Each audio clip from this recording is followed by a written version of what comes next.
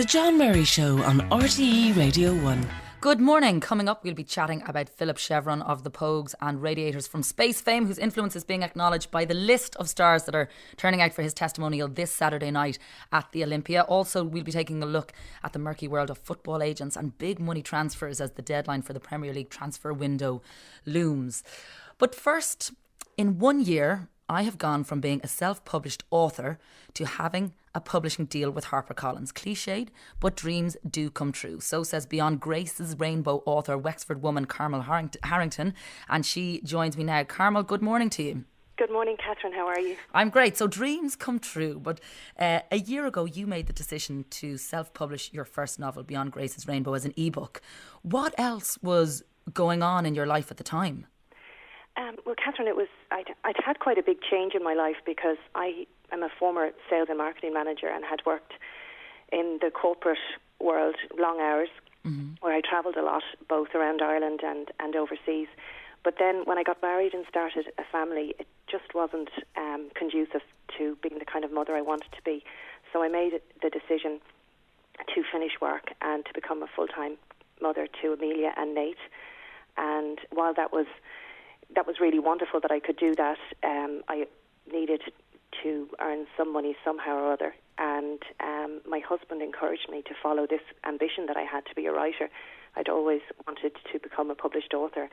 And he said, why don't you give it a go? So that was kind of where I started from. And what had you written up to that point? Had you manuscripts under the bed? Had you half-finished stories down through the years? Or well, I did actually. Do you know what? I was a terrible woman for writing things and then never showing them to anyone.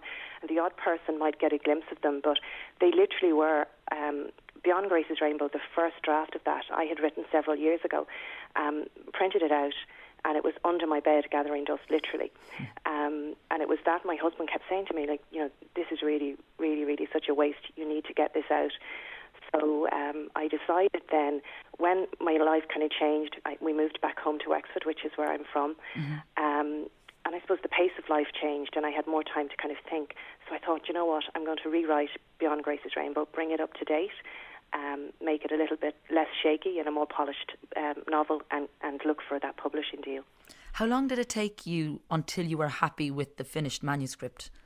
Well, I actually did it. When I kind of decided to go for it, I rewrote it over the course of about 2 months, because I was, at the time, my son was quite young as well, so I was doing very kind of late nights and middle of the night feeds, etc., as you do with a young family. So I was trying to fit it in between the children, and as I said, I was a full-time mum. So I just fitted it in wherever I could. So when there was nap times, I'd go back to it. And then certainly every evening once they went to bed, I'd work until kind of the wee hours of the morning trying to get it right. I would imagine after about 6 weeks, I think it would be safe to say that I had it at a point where I showed it to some friends who helped me with the editing process. Right. And you said that you were a marketing manager before. That must have helped when you were deciding which avenue to go down in terms of getting the book out there, whether it was to look for an agent or go straight to a publisher and bang out the phones for weeks on end, or to self-publish, which is what you did. Yeah. What brought you to that decision? Yeah, no, I do. I think you're right. Actually, the background that I had really helped because while I was new to the literary world, I wasn't new to the whole area of marketing. And I did research. I kind of looked at it very kind of, I looked at it, stepped back, and I looked and I thought, okay, my ultimate goal here is to get a book deal. How can I do this? And I knew that the market here in Ireland, there's so many talented authors out there, and it's so hard to get noticed by a publisher. And I knew the story about how people's manuscripts would sit on the slush pile in a publisher's office for months and months on end, for years sometimes. And the level and the quality of writing is amazing. It's so brilliant, the amount of female writers here. It really is, and I mean, some of the, so many heroes of mine here in Ireland, and I have watched their careers over the years, and with awe, to be honest with you.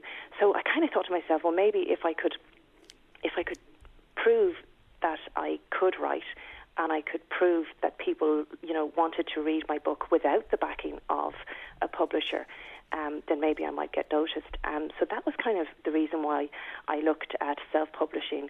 And then I looked at the whole emergence of ebook publishing, and that really intrigued me because it was inexpensive to self-publish, and I didn't have a huge budget, and also it was very quick. So once you had a book that was ready to go, you could actually have your book up online within a week or two. And your book hit the shelves on the 12th of August. What type of reaction did it get? Oh God, it was crazy. Do you know what? Because when you kind of upload your book, you don't know the exact minute that it's actually going to go live. And I was sitting at home with my husband, and I got a text from a friend saying, "Oh my God, I've just bought your book on iTunes, on iBooks." And I couldn't believe it, and so kind of went mad. And so initially there was obviously a flurry from friends and family buying it, which was wonderful. But then it kind of just started to get some legs, and people started sharing it on Twitter and Facebook. And is that really how you get the book reviewers to notice it? But you know what, the book reviewers, it's tough because initially with book reviewers, most of the big book reviewers only review books that aren't self-published, that are published in the traditional manner. And so when you're going to them as a self-published author, I mean, they get not hundreds, they get thousands of self-published authors like myself asking them to review books, and they just don't have the time. So they focus their energies on established authors. So I found that very frustrating. But what I did was I just kind of thought, I'm just going to keep believing in the story. It seemed to be getting really good reviews, and the more reviews that people put on Amazon for me and on iTunes for me, I started sharing that. And then eventually a book reviewer in Ireland, a lady by the name of Tanya Farrell, she reviewed my book on her book reviewing website after the final chapters. And when she did that, that was great because that gave me some great exposure, and I shared that review with UK book reviewers, and then a few more stepped on board. So it started to get a bit more notice then at that point. Wow, I mean, it just takes that one thing and all of a sudden it's growing legs. You got an agent on board eventually. I mean, how important was that for you? Well, again, having sort of stepped away from that originally. Yeah, well, you see, the thing is, I met Marion Keyes, right, one of Ireland's great absolutely brilliant women's fiction authors, and I met her, would you believe, at a charity lunch years ago I was at, and I kind of bumped into her. We were both looking at, there were handbags that were being auctioned, and we were both kind of coveting these beautiful handbags, and we ended up having a chat, and a bit scarlet for myself, but I said to her, I'm one of your biggest fans, which she must hear all the time. But I'd also love to write one day. And she said to me at the time, she said, whatever you do, if you do write this manuscript, get an agent first. Don't go to a publisher yourself, get an agent first. Always get an agent. And so I remembered that. So when I kind of decided that it was time to, that Beyond Grace's Rainbow was being received well, and I thought maybe I should try and see if I could, get it to the next level, I decided to look for an agent first of all. So I started the process, and I went through the Writer's Yearbook, which is like this big Bible of a thing, and I highlighted some Irish agents. But this agent's name just popped out at me for some reason, Tracy Brennan, and she's an agent in America, but she looks after Irish authors and has people like Terry Prone and Anton Savage, Louise Hall on her books. And anyhow, I emailed her, queried her, and thankfully she asked to read Beyond Grace's Rainbow, and she loved it. So I signed with her in January of this year. Fantastic. And you also won the Kindle category of the People's Book Awards. Is that something that you can also trade off now? Yeah, I mean, that was lovely because that's actually voted for by readers. So I was nominated for that, and I actually to this day still don't know who nominated me, but I think it must have been one of the book reviewers. But I was nominated for that, and the votes came in, and I won, and that was a wonderful moment for me. And so certainly Tracy, my agent, she used that win when she contacted publishers then to look for a book deal. She was able to say to them, look, Carmel has started to get some lovely notice on her own. She's just won this Kindle Book Award. And that certainly then publishers started coming back saying, oh, actually send us the manuscript, we'll have a look at it. That's interesting to us. And I know the industry moves very slowly. I published a book with Poolbeg Publishing, and I would be in there meeting female authors, and the interest was there, the agent was there, but it just seemed to go, days turned into weeks, turned into months. That's it. In order to get the product on the shelf. Catherine, you've hit the nail on the head. It's so slow. And that's why I really think if you're going to, kind of dip your toe in this industry, actually you can't dip your toe in it. You've got to throw your whole body in. Yeah, really. face first. Yeah, you really do. And that's kind of what I did. But it's not for the faint-hearted. You need a lot of work, a lot of hard work. You need a good work ethic, but you need to be so tenacious. So being able to write is only half the battle. You need to be able to kind of get yourself out there. And sometimes it felt like I was talking to myself, that I'd tweet something and no one would answer or listen, and it was a bit disheartening at first. But you have to kind of believe that eventually people it's going to happen for you. Yeah, who kind of say, oh, actually, well, I read that book, I liked it, and I started to get some mentions, and it started to happen a bit. But it is very, very slow. Publishers have such big piles in front of them, and they work ahead. They work to a schedule at least 12 months to 18 months ahead of themselves. So even if your book does fit their criteria, they may not even be able to publish that for another year and a half. It has to fit in. There's so many nails that have to be hammered in. Well, listen, you got the email from HarperCollins in June, a 2-book contract for you. So things seem to be, things just seem that they're going to go from strength to strength now. I have to ask, we hear of all these book deals for unpublished authors who've been slaving away in their bedroom and at 12 o'clock at night at their kitchen table. Has the cha-ching moment happened for you? Has it translated financially yet?